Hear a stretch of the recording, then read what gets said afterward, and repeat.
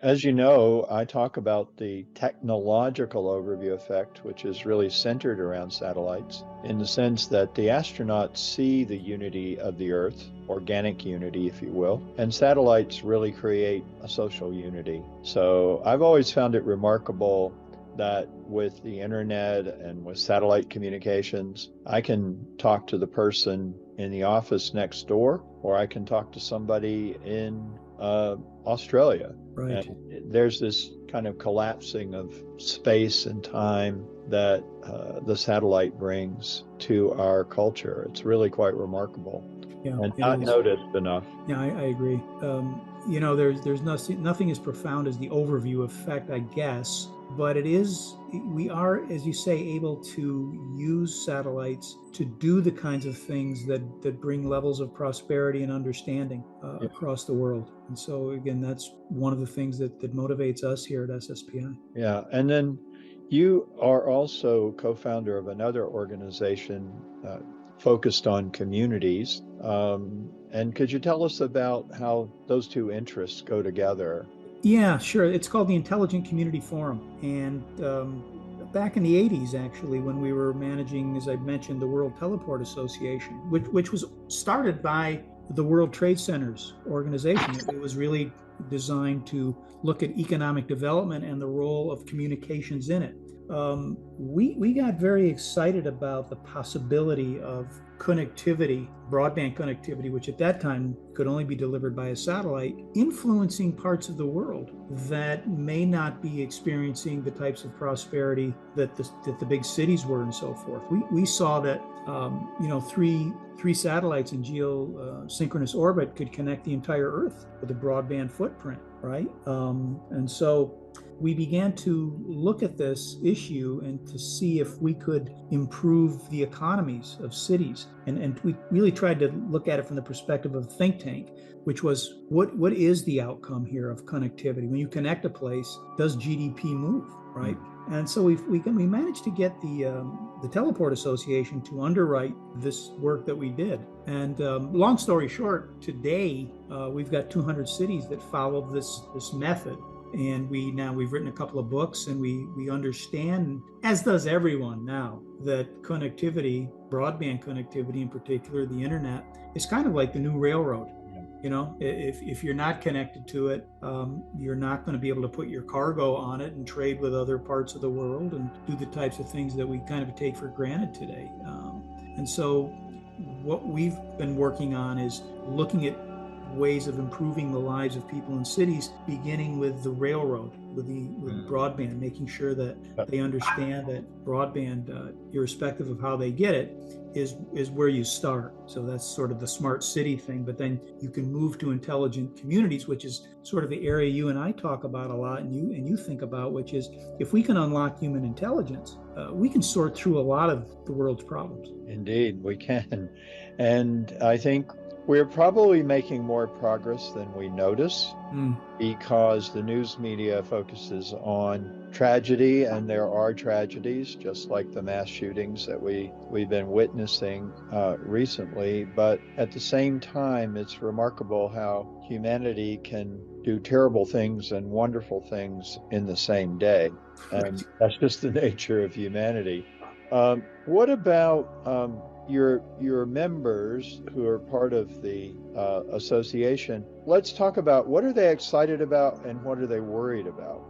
Well, that's a good question. A lot of our members are businesses, and they are excited about the possibilities now of the new constellations that are up there, that are able to provide different levels of connectivity, different types of services, parsing data, distributing to the world. There are frank, we're a $1.3 trillion industry now, depending on whose numbers you read. And we're finding that the entrepreneurial class that's in our industry now is excited about the social mission as much as the business mission. They're finding that Earth observation satellites, for example, companies like Asteria in Israel, I was speaking with their CEO yesterday, can now monitor through L-band, through satellite, the degree of potable water underground. And they've got a product out into the market, and they're saving hundreds of millions of dollars worth of water in places that don't have a lot of water. They're helping to reduce pollution. They're monitoring for things like lithium.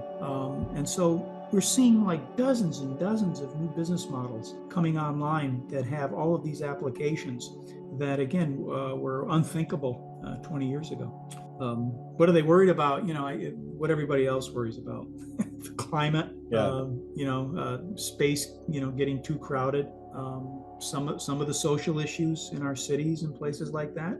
But what's interesting about our business, Frank, as you know, is that these people think they can solve the problem. Yeah. No, we think, there a lot of these guys and women come out of NASA and these organizations, and they just apply themselves to solving problems. Well, I've thought about this a lot. It seems to me that when people say they're opposed to space exploration, they don't mean astronomy, which is a form of space exploration. I don't think most of them are opposed to satellites. I think the concern is humans leaving planet Earth. And there's two things there that worry people. One is leaving the Earth, abandoning the Earth, and the other is bringing our bad behavior into the solar ecosystem. But satellites seem to really get a pass, except for one thing, which is orbital debris. And I'd like to get your thoughts on what you think we're going to be able to do about orbital debris, because that is one issue. And then I guess while I'm throwing things at you, I would also talk about constellations and light pollution and how the satellite community feels about those two issues. Yeah. If I could, Frank, I'm going to sort of address the first part of the question, because satellites are neutral. I mean, right?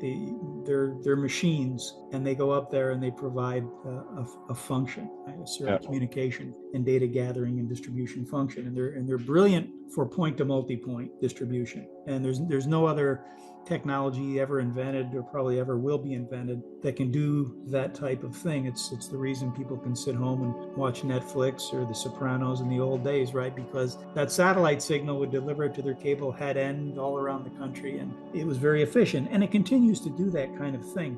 Human beings are going to continue to do what they've been doing for the last 50,000 years, unless, again, as you and I talk about all the time, unless the focus goes inward and not outward first. And I think there's an obligation for people to look at their history, to look at themselves and say, what do we want as we continue to pursue the destiny of our species? With regard to debris, I mean, yeah, we've got thousands of satellites up there now, and it is a problem.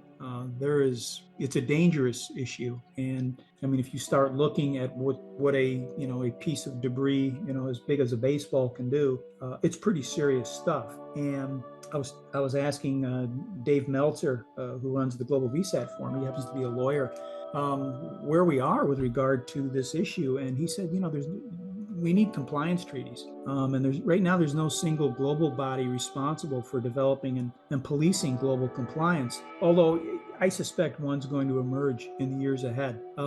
Satellite operators cooperate to avoid collisions as it's enlightened self-interest, right? And so far that's worked.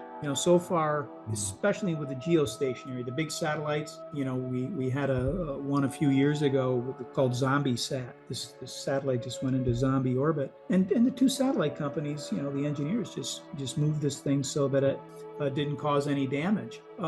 So there are talks in the higher bodies of the UN and places about orbital debris issues. And as with any political bodies, it's probably going to take a long time to see what's in everybody's national interest, but it's in every human being's interest to deal with a situation. But I have to say, with the geostationary satellites, the other day, Eutelsat successfully decommissioned one of its satellites, Eutelsat 5, I think it was, and after 20 years, it just moved it to an orbit that was not in anybody's way, 400 kilometers above its current orbit. We can do that with the bigger satellites. It's the little stuff that's going to be the problem, and there's going to be more of it out there. Yeah. So Yeah. I wanted to go back to your other point about Earth observation. One of the ideas that I thought about a lot in writing the overview effect was the notion of planetary management, which goes back to the example you were talking about, the Israeli company. That is to say, we now have an overview technologically of the whole planet, and we have an incredible amount of data coming down from the satellites. And it seems to me it gives us an opportunity to begin managing and using resources really effectively. But are we at a point where we have so much data that now the challenge is to manage the data and make sense out of it? Is that a role for artificial intelligence, or how do we maximize all this information? Well, there is a lot, obviously there's a lot of data, right? But, again, we're getting pretty good at parsing it and using it, for specific applications in certain things. AI is going to be a big piece of this, and satellites are going to be data storage houses for a lot of this stuff. And I was just speaking with isotropic networks. They do a terrific job of creating these complex networks that put data out, as appropriate, as needed. So we're beginning to sort of refine it and get it to places as needed, cost efficiently, and so forth. So again, the machines will get better, will get more efficient. If we can continue to confine it to managing resources, to managing our cities, of course, they're going to manage autonomous vehicles. Within 20 years, 70% of the vehicles on the road are going to be autonomous vehicles. Right. Right. And satellite will be doing the backhaul for all of that control. They'll have drones, doing the weather reports and probably monitoring your lawnmower as it cuts your grass.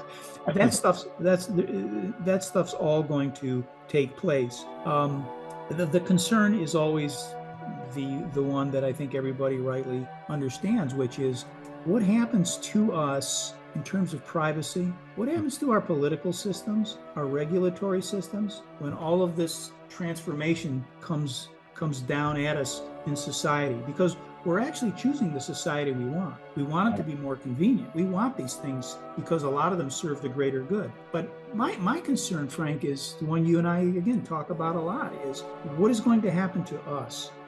Are we going to improve our behavior in societies? Is it going to make us less lonely? I mean, when you talk about the shootings, the mass shootings, so much of this is predicated on just loneliness and people not feeling empowered. And I don't think satellites are the cause of that. I don't think social media even is necessarily the primary cause of it. But we're going to have to look at these things. And, it's not going to be necessarily technology that pulls us out of it. And I'm not quite sure what to do about that as we continue to surrender our privacy for good shopping experiences.